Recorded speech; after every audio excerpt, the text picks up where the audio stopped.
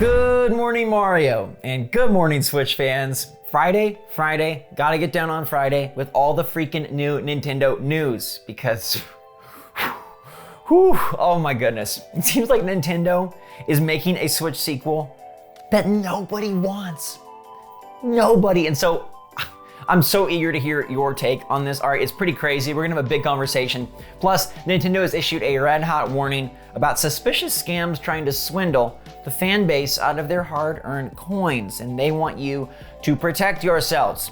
Also, I want you to know that there's a super sweet sale on Pokemon Legends Arceus before the game even comes out, which is pretty crazy. So what's going on, everybody? It's Zach from SwitchForce. I hope you're ready for a wonderful break from your weekday activities, and let me usher you in to that awesomeness. Make sure to hit that like button if you guys enjoy these videos. Subscribe if you have not already. If you're new here, welcome aboard. Love to have you on our ship. And make sure to let me know your take on today's topics in the comments down below. All right, kicking it off with the big red flag from the company with the big red logo, Nintendo issued an official statement that there's some very suspicious websites out there trying to convince people that it's official Nintendo selling Switch games at discounted prices. Now, we all love sales and Nintendo does a lot of them, but if the prices look pretty too good to be true, be careful. Nintendo of Japan cited a specific case where a company made a fake website looking very similar to Nintendo's, using all their iconography and logos illegally, they noted, and then trying to sell Switch products at discounted prices. Now, they did not offer a link or a picture of what website they were talking about, but they did want to let people know, like, hey, be careful. Apparently there's a rash of websites trying to impersonate the big N. And that is naughty business from Nintendo, and it sounds like they are going to deal with the authorities to make sure that these suspects are discovered and that they're taken care of and the websites are shut down. Thank you for keeping us safe, Nintendo. You know who else is looking out for you? My fine friends at PDP with their perfectly designed best value in the controller space controller, the Face-Off Deluxe Plus Audio, and what? This one looks new, hot off the press, fresh face right here, the white and the black, cool as can be, and you know what this matches? My new Switch OLED. That's right, they made a new Face-Off Deluxe Plus that matches the OLED. They go together perfectly, but I think I'm gonna roll with this one for a while. You got the customizable paddles on the back, you got the removable sticks, you got the nice triggers, and you got the best darn price. And my coupon code SwitchForce10 will make it even better for you. So make sure to click the link in the description down below. Every time you do, it helps support the channel. And I'm telling you, this controller is such a good look with your new Switch OLED. Moving right along, we are pretty lucky that we're getting a big Pokemon title in January. A brand new big Switch game in January. It's usually the month for ports, so this is pretty sweet. January 28th, $60 Pokemon Legends Arceus. Not so fast. All right, Amazon right now has $5 off, which is nice, it's nifty. It's a $5. You can use that on, I don't know, a meal or towards a controller or whatever you want. But what if I could save you even more? All right, apparently there is a sale for $45 on Pokemon Legends Arceus. And I did a little digging because I saw this being talked about from dailysteals.com. And I wasn't so sure if Daily Steals was legit. I have never shopped at Daily Steals, but apparently it is very legit. And people have used them many times, and many prominent websites are recommending this discount because Pokemon Legends Arceus at dailysteals.com is currently $53.99, which is like $6 off. But then there's a coupon code to drop $9 more off. It's SBDS. PKMN, I'll put it in the description as well. You get it now for $44.99, which is really crazy considering the game isn't out. Now, I don't think this is a case of like, oh gosh, pre-orders aren't there. I think this is just a daily steal from dailysteals.com. And I don't know, I kind of want to get it from here because that's such a good price. Let me know if you're gonna pick up Pokemon Legends Arceus, and if you're on the fence, maybe $45 sounds appealing to you. Just wanted to bring it to your attention because I was shocked. First party Nintendo never drops this fast, and definitely not before the game even releases. Cheers to us, because things are about to get kind of weird. All right, Nintendo loves their casual franchises, and in fact, some of them have yielded really interesting ideas. Ring Fit blew the fitness game market out the water, really successful, really awesome. Labo wasn't like a huge hit, but it was pretty cool and definitely brought new cardboard type ideas to video games that we'd never seen before, and even offered up a VR solution for Switch. Clubhouse Games is actually very fun if you're a board game fanatic like myself, and there's plenty of other Nintendo IP like Miitopia and like Style Savvy and Nintendogs that definitely have their fan bases. But this year's casual game for 2022 may not fare as well. Now this is coming from multiple sources, which tells me an announcement is right around the corner, and in fact could be one of the featured projects at the upcoming February Direct. One Emily Rogers, who doesn't talk a whole ton these days, but when she does, we all listen because she's been very accurate in the Switch era. She says, "I'm curious to see the critical reception to an upcoming casual game. I doubt this sequel will win over many new fans."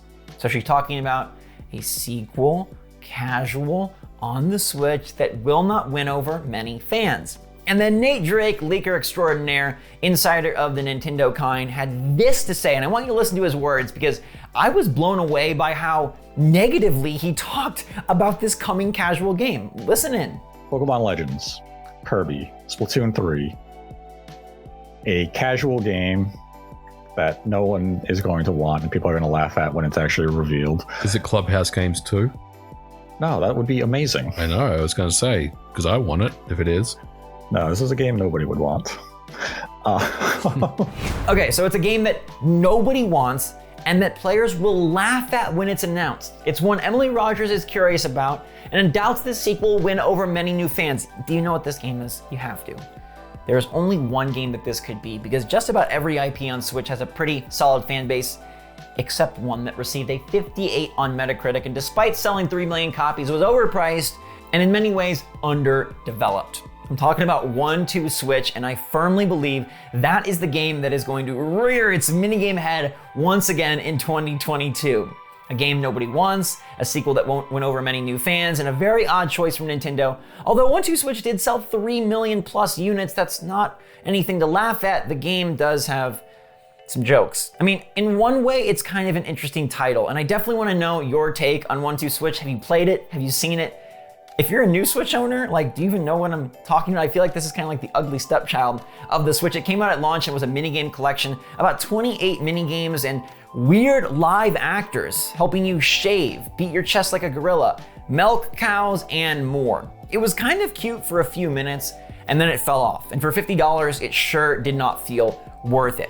Now, I am one to look at things glass half full, and I like to believe that maybe Nintendo is making a move to make this game better. And here's how they could do it. Okay, before you just write this off completely, I do believe 1-2-3 Switch or 1-2 Switch Super Party Edition is coming first half of this year.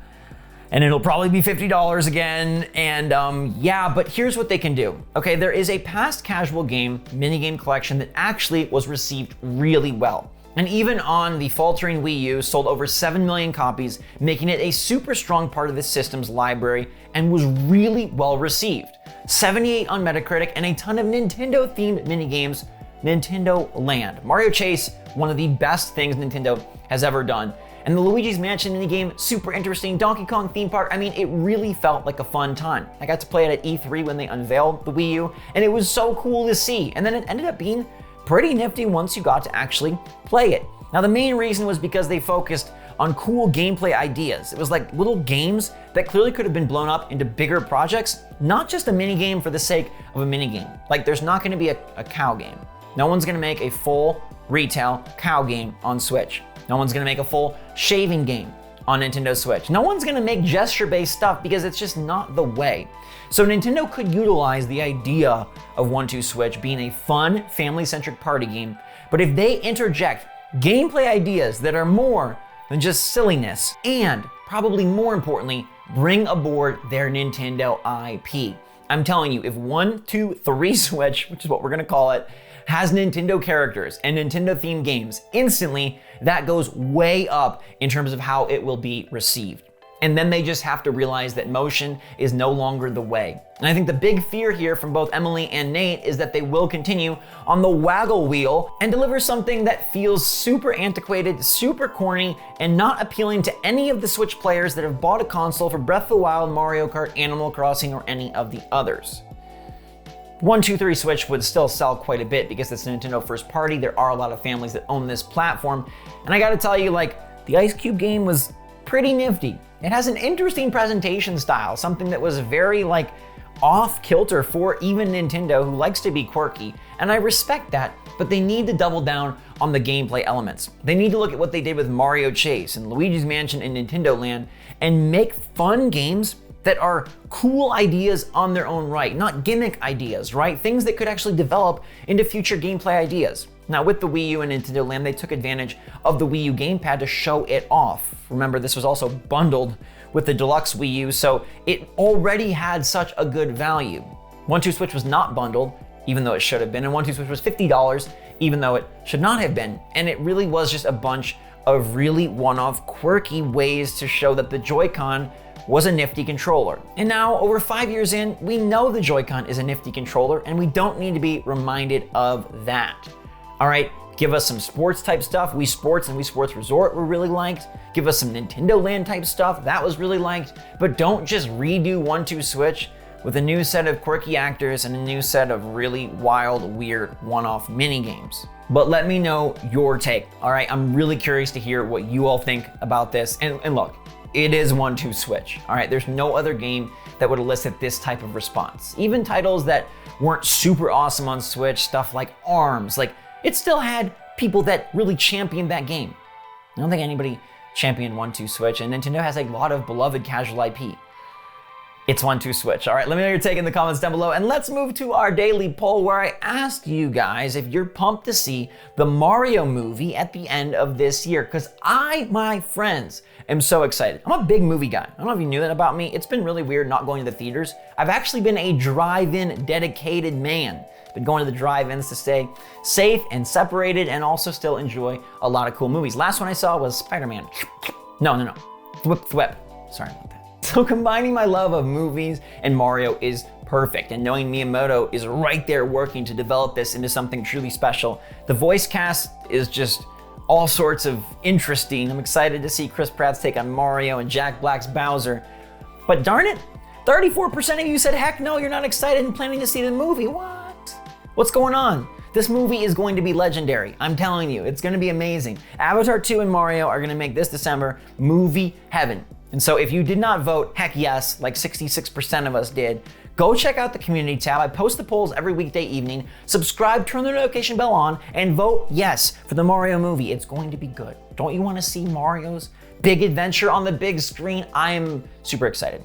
In fact, I hope it comes out around my birthday, and that will be my present to myself, is going to see the movie. Hopefully the world is in a better place and I can go see it in theaters. But in the meantime, everybody, enjoy your weekend. Whatever you're gonna do out there, make sure you're staying safe, staying healthy, staying happy, staying positive. I love and appreciate all of you so much. I'm so grateful we get to continue this show together each and every weekday, and I'll see you back on Monday. New videos this weekend, but GMM is back on Monday morning, and we will confirm the start of a new fresh week. Until that time, everybody, thanks again for watching. Hit that like button on your way out. For now though, thanks again. SwitchForce out.